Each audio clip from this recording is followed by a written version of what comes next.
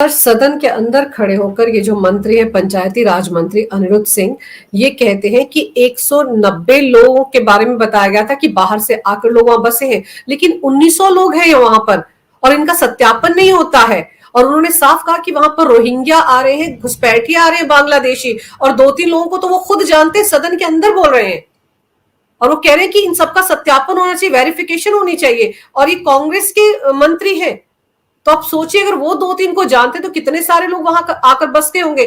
Demographic change sir, जिसकी बात हम उत्तराखंड में भी करते रहे हैं, बिल्कुल वही इस पहाड़ी राज्य में भी देखने को मिल रहा है। अंजू जी, ये दुश्मन दरवाजे के बाहर नहीं, दुश्मन घर के अंदर घुस चुका है। रेलवे की पटरी की दोनों तरफ बांग्लादेशी रोहिंग्या बस चुके हैं। ऐसा कोई रेलवे स्टेशन हिंदुस्तान में ढूंढना मुश्किल है जहां पर मजार या कब्र नाजायज न बन गई हो और वहां पर मौलवी बैठ करके ये कव्वाली न गाते हो बृहस्पतिवार को, शुक्रवार को। हर स्टेशन, जिस दिन चाहे हर स्टेशन को बंधक बना सकते हैं।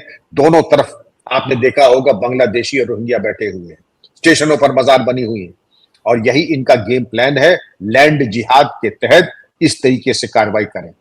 मोटी बात तो यह है कि आज यूरोपियन देश जर्मनी, आप कह रहे आपको वोटिंग राइट नहीं रहेगा, आपको कोई सोशल सिक्योरिटी नहीं मिलेगी, आपको सिर्फ 3 चीजें मिलेंगी: बेड, ब्रेड, जेल।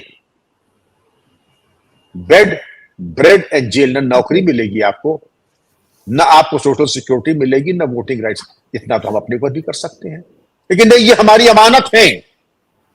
हमारा फर्ज होता है कि हम इनकी हिफाजत करें, और बहुसंख्यकों को हम दौड़ाते रहे, रगेते रहे, उनकी हत्या होती रहे, और आप अपनी जो है मोहब्बत की दुकान और तुष्टीकरण की दुकानें चलाते रहे। अलग अलग दुकानें आप लोग चलाते रहे, ठेकेदार। अंजू जी, अगर आप भी चाहें तो रोहिंग्या और नाजायज बांग्लादेशियों को 3 काम कर दे: right to employment, voting rights, right to property खत्म कर दीजिए। आपको भी केवल ब्रेड, बेड और जेल, 3 अख्तियार आपके रहेंगे। प्रॉब्लम सॉल्व हो जाएगा। और अगर यूरोप में आज हो रहा है कि आपके नाजायज स्ट्रक्चर गिराए जा रहे हैं, बनी बनाई मस्जिदें जर्मनी में ढाई जा रही हैं, इंग्लैंड में ढाई जा रही हैं, तो भारत में क्यों नहीं? बैठकर जो भी मंदिर, मस्जिद, चर्च, गुरुद्वारे नाजायज है, सब ढहने चाहिए। मैं सबके लिए कहता हूं, कभी एक के लिए नहीं कहता। सब गिराए जाने चाहिए और गिरने चाहिए। लेकिन होगा क्या? 5 मंदिर, 1 गिरजाघर और 50 मस्जिद गिरा दी जाएंगी। बस वहीं पे छाती पीट के लोग रोने लगेंगे, वहीं पे छाती पीट करके लोग रोने लगेंगे। लेकिन मैं साधुवाद दूंगा अनिरुद्ध सिंह जी को कि उन्होंने बहुत ही अच्छा एक स्टैंड लिया। उन्होंने देश को एक दिशा भी दिखाई, और वाकई इसके ऊपर हिमाचल सरकार को कार्रवाई करनी होगी कि रोहिंग्याओं को बाहर निकालें। 190 की तो छोड़ दीजिए, अगर कहते हैं पहाड़ पर एक भी आने का क्या मतलब है? हिमाचल तो वो प्रदेश है, और ये तो ऐसा दुर्गम स्थान है, यहां पे तो एक की भी जरूरत नहीं थी। जरूरत छोड़ दीजिए, आए कहां से? बिल्कुल, ये आए कहां से? ये वहां क्यों नहीं जाते हैं जहां जरा थोड़ा गरीबी है? लेकिन वहां पर जहां खुली आसमान है, जहां पर जमीन पर अतिक्रमण हो सकता है, जहां की जनता भोली भाली है, वहां पर जाकर के कुंडली मार के बैठेंगे। सर ये चेत जाए, वरना आगे ये मुसीबत को दावतनामा दे रहे हैं जी। सर, कुछ महीने पहले हल्द्वानी में क्या हुआ था? मदरसे अवैध थे, लोग अवैध तरीके से बस गए थे, मस्जिद बन गई थी, दंगे हुए थे ना वहां पर। ऐसी नौबत तो हिमाचल के इस शिमला के संजौली इलाके में भी आ सकती है, अगर समय रहते सरकार नहीं चेती। आ गई है, आएगी नहीं अंजू जी, आ गई है। अगर सरकार ने इसका निस्तारण नहीं किया तो ये रोहिंग्या क्रिमिनल, अभी तो आपने देखा होगा जो वायरल हो रहा है, ये रोहिंग्या हरिद्वार में, ऋषिकेश में भगवा वस्त्र धारण करके, साधु बन करके, किनारे चट्टान के पीछे बैठ करके शराब पी रहे थे, गोश्त खा रहे थे। एक यूट्यूबर पहुंच गया, उसने इनकी वीडियो लिखी। बता तुम्हारा नाम क्या है? नाम मालूम हो तो तब तो बताए। नाम तो अगर बता दे कि साहब हमारा वहां बांग्लादेश वाला नाम है तो कुटाई होगी। इसलिए कहते हैं कि साहब हमने मौन व्रत धरा है। उनका अच्छा, किसी देवी देवता के तुम नाम बता दो, एक नहीं आता है। कोई श्लोक सुना दो, एक नहीं आता है। तो ये तो जैसे आस्तीन के सांप अब पूरी तरीके से आस्तीन और हमारे अंदर तक पहुंच चुके हैं ये सांप। इनको निकाल के बाहर करने का समय आ गया। नहीं निकालेंगे तो ये सांप अंदर से हमें खोखला कर देंगे, और जितने जल्दी हम कर दें उतना अच्छा। मैं जानता हूं काम इतना आसान नहीं है, क्योंकि घर के दुश्मन ही, घर के अंदर ही हमारे जो लोग हैं जो तरह तरह की दुकानें खोले हुए हैं, उन दुकानों में जगह नहीं देंगे। आपके मकानों में, आपकी दुकानों में ये कह दें कि ये मोहब्बत की दुकान हम खोल रहे हैं, मगर आपकी दुकान में अपने लिए तो वो एक ईंट भी हिलेगा नहीं, अपने संगठन में एक को जगह नहीं देंगे, लेकिन आपकी दे। और कहा भी उन्होंने, हम तो आपकी अलमारियों की तलाशी लेंगे, आपकी आमदनी कितनी है देखेंगे और उसमें से हम बंटवारा करेंगे। तो बंटवारा आप अपने पास से शुरू करें पहले।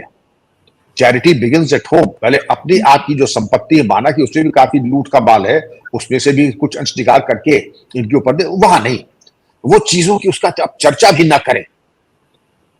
कार्रवाई होगी तो आपके धन से होगी, दूसरों के धन पे होगी। उनका धन तो वो बपौती है और उसके आगे वो क्या लूट सकते हैं उसकी बात करें। लेकिन इन ऐसे आस्तीन के सांपों के दूध का पैसा वो आपसे और हमसे आएगा। सर, अब दूसरी तरफ देखिए ना, प्रयागराज में वो जो मदरसा था जहां पर नकली नोट छप रहे थे 100-100 के, जहां पर कुंभ से पहले एक बड़ी साजिश हो रही थी, मशीनें लाई गई थी नकली नोट छापने को, वहां पर भी तो बुलडोजर चलाने की तैयारी हो गई है। तो योगी का मॉडल हिमाचल प्रदेश में इस अवैध मस्जिद को गिराने के लिए क्यों नहीं अपना लेते सुक्खू? देखिए, योगी जी का मॉडल तो पूरे विश्व में चल रहा है। अभी सुप्रीम कोर्ट में मामला गया था अंजू जी, वहां पर ये वो की खा गए।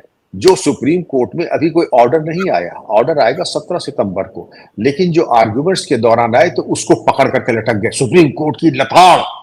सुप्रीम कोर्ट ने यही कहा कि हम इलीगल कंस्ट्रक्शंस को सपोर्ट नहीं करते हैं, बुलडोजर चलाने की प्रक्रिया होनी चाहिए और जायज तरीके से हम भी इससे सहमत हैं। लेकिन आपको ये किसने अभयदान दे दिया कि नाजायज जो हमारे स्ट्रक्चर हैं वो भी नहीं गिराए जाएंगे। सारी लड़ाई तो इसी बात की है कि नाजायज स्ट्रक्चर्स भी नहीं गिराए जाएंगे। तो ये तो कोई बात हुई नहीं, नाजायज स्ट्रक्चर्स बिल्कुल गिराए जाएंगे। और जैसा सुप्रीम कोर्ट ने कहा विधि सम्मत तरीके से। आपने प्रयागराज की जो बात की, जामिया हबीबिया मस्जिद आजम, नाम सुना आपने? जामिया हबीबिया मस्जिद आजम, सिकंदर आजम, ये 2700 स्क्वायर फुट में बनी हुई, 1.5 बीघे में, 100 करोड़ की इसकी माली हालात है जमीन की, और 80 साल पुराना ये नाजायज मदरसा है। बताते हैं 80 साल से पहले बना था, लेकिन इजाजत कोई नहीं थी। प्रयाग डेवलपमेंट अथॉरिटी ने जब देखा तो इसको फिलहाल सील कर दिया है। वहां के जो 80 के करीब जो तालिब इल्म थे उनको अपने अपने घर भेज दिया है। लेकिन जो 1,30,000 के नकली नोट मिले और इसके ऊपर जो कार्रवाई होनी है, इनको पहले नोटिस दे दिए कि आप जवाब दीजिए कि आपने कहीं से कोई इजाजत दी है, अनुमति दी है।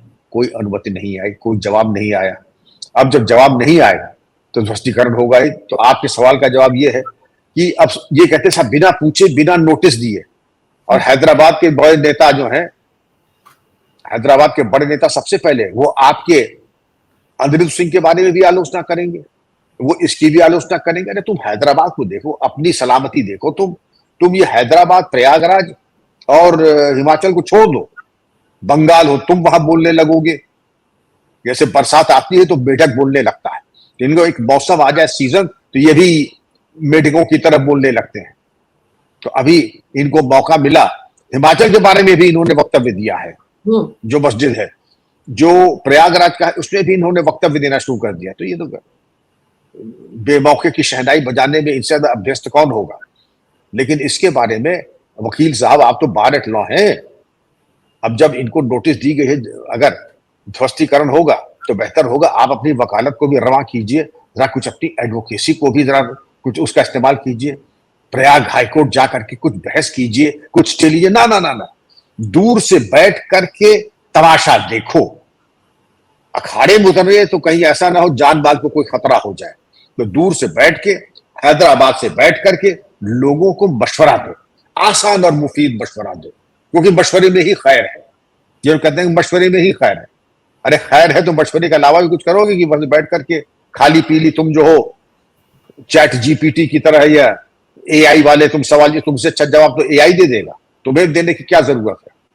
लेकिन इनका बोलना जरूरी है। इन्होंने भी ये कहा, तो इसके बारे में बोले थे, प्रयागराज के बारे में, हिमाचल की मस्जिद के बारे में भी बोले थे, कलकत्ता के बारे में रोज बोलते ही है।